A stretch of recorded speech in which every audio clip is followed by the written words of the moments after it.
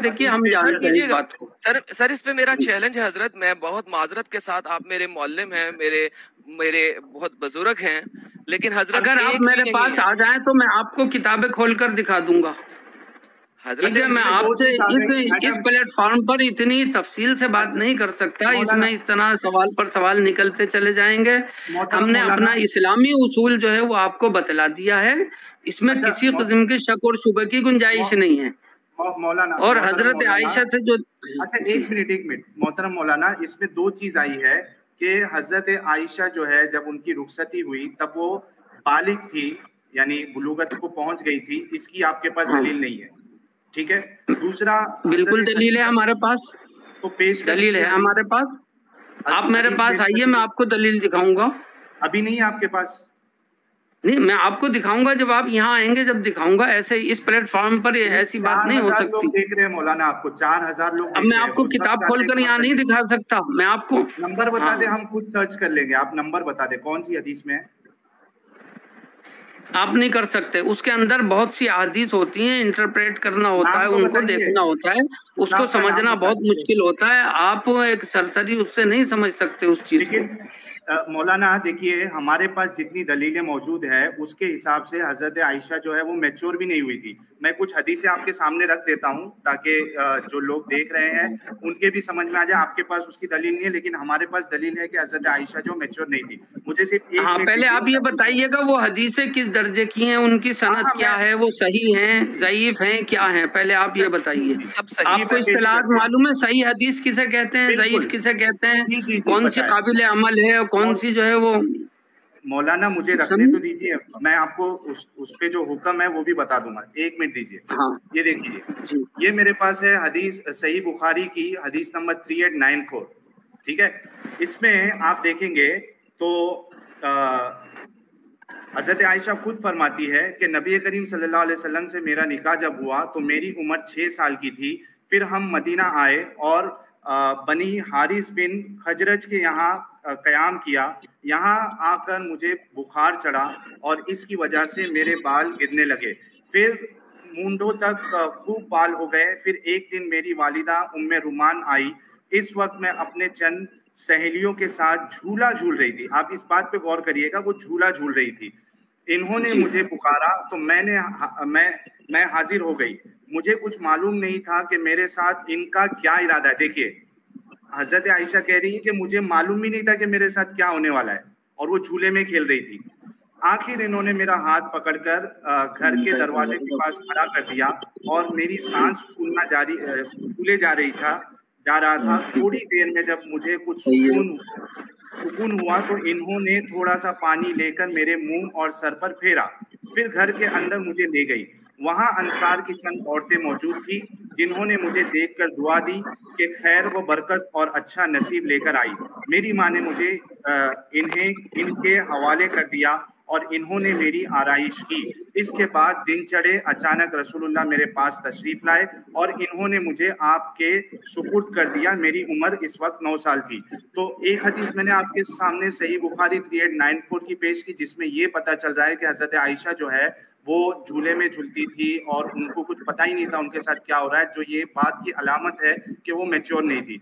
दूसरी हदीस की तरफ भी जाता हूँ, मैं पेश कर देता हूँ, उसके बाद आप पहले इसका जवाब साहिल भाई पहले इसका जवाब ले लें कि उनको तो और 2-3 अगर एडम मैं समझता हूँ कि 2-3 अगर एक साथ क्लब हो जाए उसके बाद ये फिर मुकम्मल तौर पे जवाब देते ना, क्या बोलते हो? क्या एक पे ले?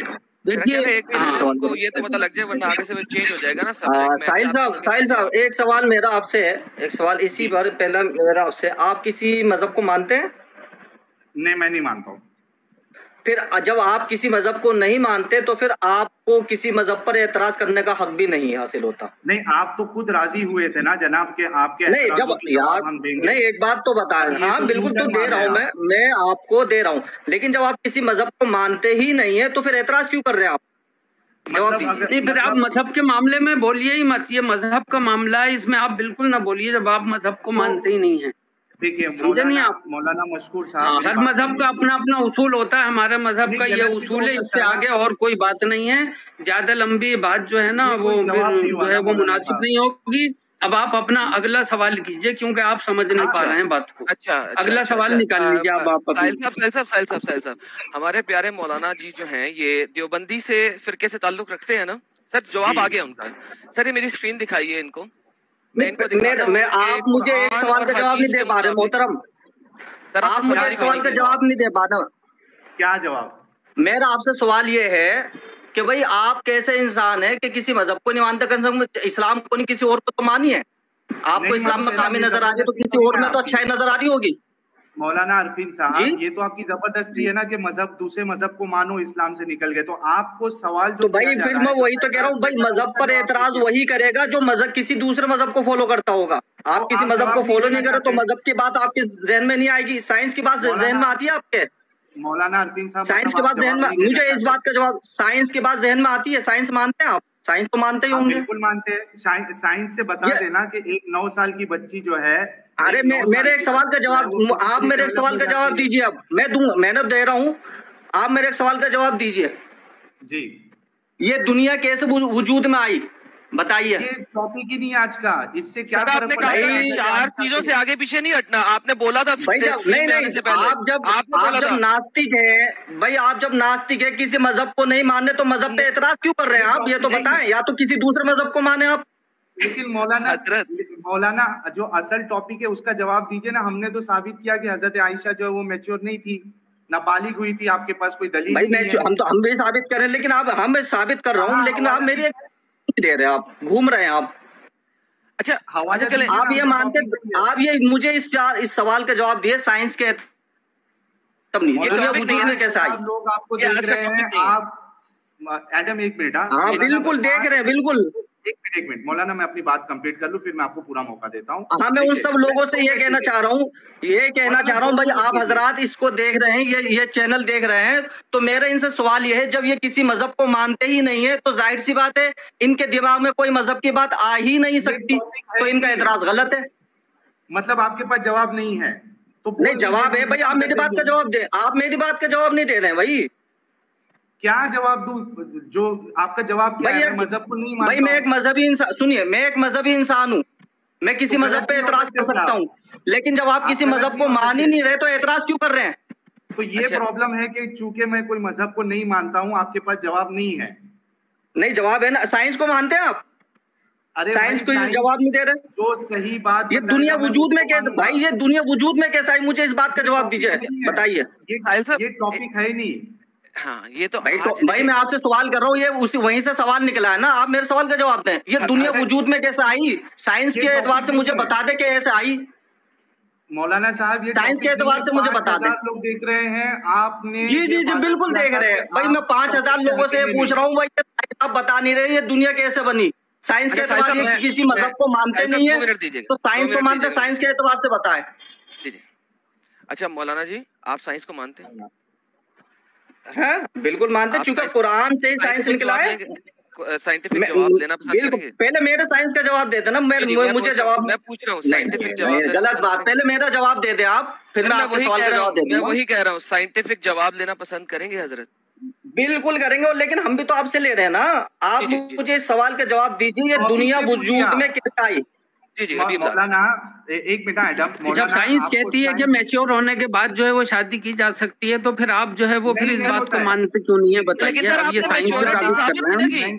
एक सेकंड, लेकिन सर इन्होंने मैच्योरिटी साबित नहीं ना की, अभी तक कोई हदीस नहीं दी मैच्योरिटी। नहीं एडम, इसमें मैं मैच्योरिटी साबित करने के लिए आपको कौन सा सबूत चाहिए? मैंने आपको बता दिया कि दुनिया के हालात अलग अलग हैं, अलग अलग मुल्कों में अलग अलग मैच्योरिटी की एजेस होती हैं, और कहीं कम होती है, कहीं ज्यादा होती है। सऊदी अरब में, अरब के इलाकों में मैच्योरिटी की उम्र कम होती है, बहुत कम होती है। जहाँ ये चीज होती है तो वहाँ पर कोई ऐब नहीं समझा जाता। चलिए दूसरा सवाल करिए आप, दूसरा सवाल कीजिए, इसका जवाब। ये नहीं, आप घूम रहे हैं आप। 2 मिनट रुकिए यार मौलाना, थोड़ा हमको भी बोलने दो। 2 मिनट रुकिए। देखिए, ये क्योंकि 5300 लोग देख रहे हैं, मैं एक चीज रिकॉर्ड में लाना चाहता हूँ एडम, और ये बहुत जरूरी है। जी। ये बात, ये देखिए, ये सबसे बड़ी गलतफहमी है, और मेरे ख्याल से मौलाना साहब को जाके कोई डॉक्टर से सलाह लेनी चाहिए कि मेंस्ट्रुएशन का सिर्फ, अरे एक मिनट मौलाना, मैं बात तो कंप्लीट कर लूं। मेंस्ट्रुएशन का स्टार्ट होना ये बिल्कुल ये बात नहीं है कि सिर्फ मेंस्ट्रुएशन स्टार्ट होने से एक बच्ची जो है वो मैच्योर हो जाती है और फिजिकली डेवलप हो जाती है। ये बिल्कुल गलत बात है, ये साइंस के लिहाज से भी ये गलत है। अब इसका जवाब दीजिए मौलाना अरफीन साहब। देखिए, साइंस के एतबार से जो मेंस्ट्रुएशन होता है तो वो मैच्योरिटी पर ही होता है। जब लड़की मैच्योर होती है तभी उसको मेंस्ट्रुएशन आते हैं, तभी उसका कंप्लीट होता है साइकिल लाइफ का। आगे समझ में, आप जो है मैच्योरिटी की उम्र जो है आप 18 साल आप समझ रहे हैं यहाँ के कानून के हिसाब से, कानून के हिसाब से 18 साल मैच्योरिटी की उम्र नहीं है। मैच्योरिटी की उम्र जब भी है जब उसे मेंसेस शुरू हो जाए। समझे नहीं, आप कानून की रोशनी में बात कर रहे हैं आप। एक मिनट हाँ, समझ गए। अगर लड़की का बॉडी ग्रोथ अच्छा हो चुका है और वो मैच्योर हो गई है, मेंसेस आ रहे हैं, तो उससे निकाह शादी करने में कोई हरज की बात नहीं है। फाइनल जवाब है इट्स ऑल, दैट्स ऑल। मौलाना साहब 2 मिनट अब आप अपना सवाल अपना रखिए, अब आप आगे और समझ गए नहीं, अगला सवाल रखें आप। साहिल साहब, मौलाना 2 मिनट रुक तो जाइए। हाँ रुके साहिल साहब, बात ये है कि इनको साइंस नहीं देखना है, छोड़ दें इनको। हम हजरत मौलाना शरीफ अली थानवी की कुछ बातें दिखा देते हैं सब लोगों के सामने। दिखा दो। हाँ, ये देखिए सर, आपके मौलाना हजरत अशरफ अली थानवी साहब ने फरमाया है कि किताब बहिश्ती ज़ेवर, ठीक है, उसके अंदर गुस्ल के अहकामात के अंदर फरमा रहे हैं हजरत कि if a man has intercourse with any under as girl, अगर एक शख्स किसी छोटी बच्ची के साथ हम बिस्तरी करे, इंटरकोर्स करे, सेक्स करे, गुस्ल विल नॉट बी फर्ज, तो उसके ऊपर गुस्ल फर्ज नहीं होता, ऑन कंडीशन, इस शर्त के ऊपर, that semen does not come out, अगर मर्द का मणि बाहर ना निकले, and that the women is so young, और बच्ची इतनी छोटी है, that one fears that having intercourse, के एक को डर है कि अगर वो सेक्स करेगा her private parts become connected, तो उसके जो अगला सुराख और पिछला सुराख है वो एक ही हो जाएगा। इसको उन्होंने एक्सप्लेन किया है, पॉइंट नंबर 40 उन्होंने लिखा हुआ है, जो कि नीचे फुट नोट में डाला है। On account of her being under age होने का मतलब ये है, her front and back private parts, उसका अगला और पिछला सुराख, आर वेरी क्लोज, बहुत नजदीक हैं, by and it will be difficult to differentiate between the two, तो ये बहुत मुश्किल होगा पहचानना और उसको समझना। सरकार प्लीज आंसर। देखिए, ये मसाइल जो है ना, ये छोटी उम्र की बच्ची के लिए उन्होंने लिखे हैं। यहाँ पर जिक्र चल रहा है हजरत आयशा का हुजूर सल्लल्लाहु अलैहि वसल्लम से निकाह के मामले में, उसमें आपको जवाब तसल्ली बख्श दिया जा चुका है। अब आप जो है अपना दूसरा टॉपिक शुरू कीजिए। यूं तो ये मैदान बहुत वसी है, हमारी जो शरीयत है ना वो एक समंदर है, आप इसमें जितना घुसेंगे आप इसमें मतलब ये पूरी तरह वो नहीं कर सकते। मौलाना साहब, उसमें सवाल पे सवाल निकलते जाएंगे, आप लोगों को, ऑडियंस को जो है वो करते रहेंगे, कंफ्यूज करते रहेंगे, समझ गए नहीं। अब आपको टू द पॉइंट जवाब दिया जाए। अपना नेक्स्ट सवाल जो है हमारे सामने रखिए। नेक्स्ट सवाल मेरा ये है मौलाना साहब, नेक्स्ट सवाल मेरा ये है मौलाना साहब कि किसी का फोन बज रहा है यार, ये मौलाना आपका फोन बज रहा है क्या? वाइब्रेट हो रहा है आपका फोन, किसी का फोन वाइब्रेट हो रहा है। मेरी तरफ नहीं है सर, रिसीव कर लो जरा, इम्पोल है। मेरी तरफ नहीं है। अच्छा, मैं मौलाना को म्यूट करता हूँ, देखते हैं। कॉल कट कर दी मौलाना। आज जी सेकंड क्वेश्चन करिए। हाँ, मेरा सेकंड क्वेश्चन मौलाना मशकूर साहब से, जरा उनकी तरफ स्क्रीन करिए ना, कैमरा उनकी तरफ करिए, कैमरा मौलाना मशकूर साहब की तरफ करिए। आवाज वॉइस नहीं आ रही तुम्हारी, वॉइस इज नॉट कमिंग।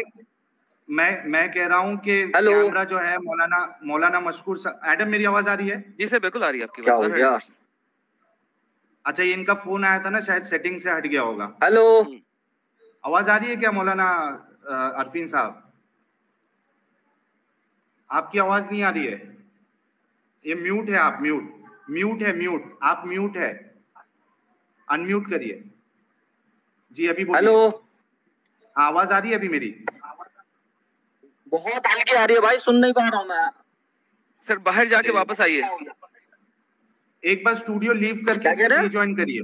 बाहर जाके वापस आइए, लीव करके वापस आइए। ओके।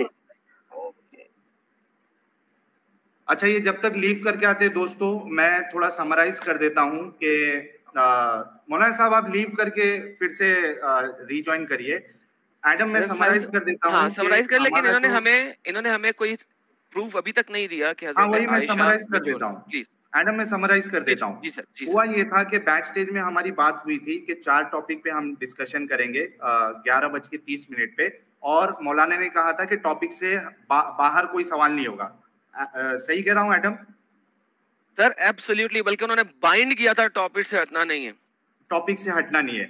आप जितने लोग देख रहे हैं 5,500 लोग देख रहे हैं, मौलाना ने हमसे ये वादा लिया था या ये बात रखी थी कि हम टॉपिक से हटेंगे नहीं, सवाल आपके टॉपिक पे होना चाहिए।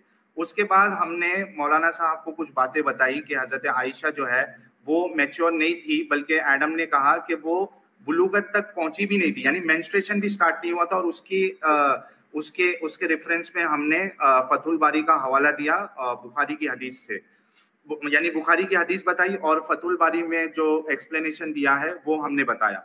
2 चीज बताई, और मौलाना मशहूर साहब ने ये कहा कि नहीं हमारे पास दलील है कि वो बालिग थी, लेकिन उन्होंने पेश नहीं किया। हम बार बार इसरार करते रहे, उनसे मांगते रहे कि वो दलील दे दे, लेकिन उन्होंने पेश नहीं किया, बल्कि ये कहा कि आप हमारे पास आइए और हम आपको बताएंगे। तो ये उनपे एक उधार है।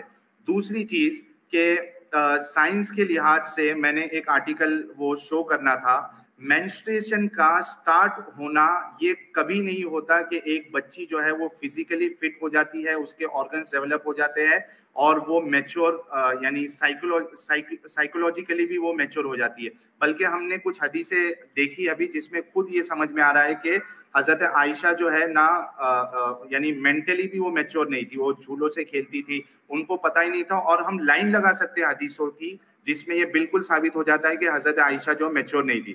तीसरी चीज, मेंस्ट्रुएशन स्टार्ट होना ये बिल्कुल दलील नहीं है कि वो फिजिकली और मेंटली मैच्योर हो। उसके बाद एडम ने उनको हजरत थानवी साहब की जो है मौलाना अशरफ अली थानवी साहब की बहस्ती जवर जो किताब है उसमें से एक हवाला बताया जिसमें छोटी बच्ची के साथ सेक्स करने के बारे में बताया गया है कि उस पे गुस्ल फर्ज नहीं होगा या वाजिब नहीं है। सही कह रहा हूँ एडम? जी सर बिल्कुल, क्योंकि कुरान की रूह से आप किसी भी उम्र की बच्ची के साथ शादी कर सकते हैं। तो मौलाना अशरफ अली थानवी साहब, ये मौलाना साहब को मैं बोल देता हूँ ज्वाइन करने के लिए, 1 मिनट। मौलाना अरफीन साहब आप हाँ जी रिकनेक्ट करिए, आप फिर से ज्वाइन होइए, मैं ले रहा हूं आपको जी।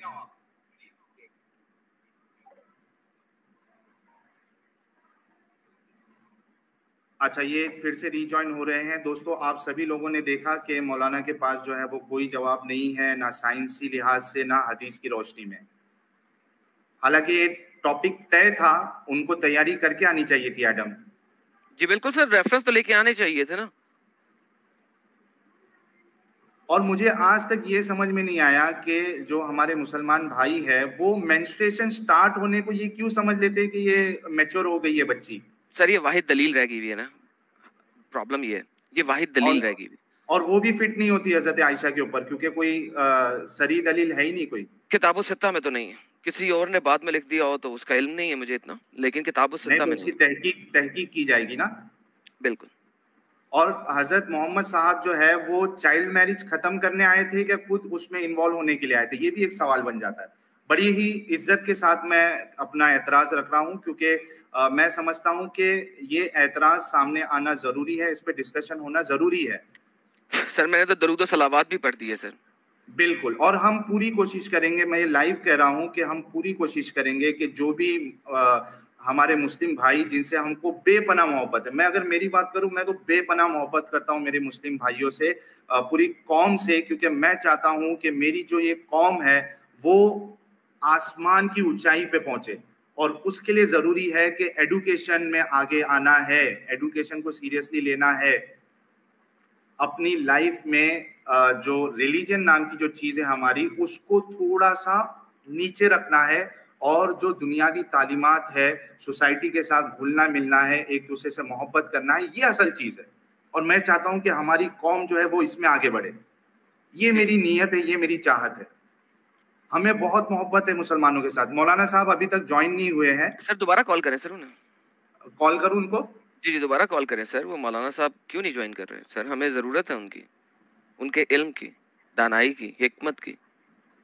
लेकिन वो हवाला नहीं दे रहे ना, वो कह रहे हैं हमारे पास आओ तो हवाला देंगे। सर वो बच्चों को पढ़ाते हैं तो उनके पास हवाले तो फिंगर टिप्स पे होने चाहिए सर। अच्छा, नाम भी बता देते हदीस की किताब का तो हम खुद ढूंढ लेते। एग्जैक्टली सर, मौलाना है उनके पास तो हवाले फिंगर टिप्स होने चाहिए, वो पढ़ाते हैं बच्चों को। मैं तो ये बहुत हैरान हूँ कि टीचर के टीचर है भाई, टीचर्स के टीचर है। मौलाना साहब अनदर कॉल पे है, क्योंकि जो हमारे मौलाना है ये वाले भाई लोगों ने सबने सुना, जो उनके साथ दूसरे वाले भाई थे वो भी बच्चों को पढ़ा रहे हैं और मौलाना इनको पढ़ाते हैं, तो इनके उस्ताद हैं, तो वो उस्तादों के उस्ताद हैं, टीचर्स के टीचर हैं। तो ये हमारे मौलाना हमारे बड़ा उनका करम नवाजी है कि वो आज हमारे पास तशरीफ लाए, क्योंकि वो तो उस्तादों के उस्ताद हैं। अच्छा, इसके अलावा भी जितने लोग देख रहे हैं 5328 लोग, आप सबसे रिक्वेस्ट है कि वीडियो को लाइक और शेयर जरूर करें। और इसके अलावा अगर ये मौलाना जो है अरफीन साहब जुड़ चुके हैं, अगर इनके पास दलीलें ना हुई तो कोई दूसरे मौलाना साहब अगर समझते हैं कि उनके पास इन बातों का जवाब है तो वो बिला झिझक मेरे व्हाट्सएप नंबर पे आप व्हाट्सएप मैसेज भेजें। हम एक लाइव स्ट्रीम मुनक्कद करेंगे, या मुनक्किद जो भी कहते हैं उर्दू में, ऑर्गेनाइज करेंगे, शेड्यूल करेंगे। मेरी आवाज आ रही है साहिल साहब? जी, आपकी आवाज आ रही है। तो मेरा अगला सवाल ये था मौलाना साहब, मौलाना मशकूर साहब से था, जरा उनकी तरफ कैमरा करते थे तो मेहरबानी होती। सर मौलाना साहब को ऊपर ले आइए उनका कैमरा। हाँ, मैं ऊपर ले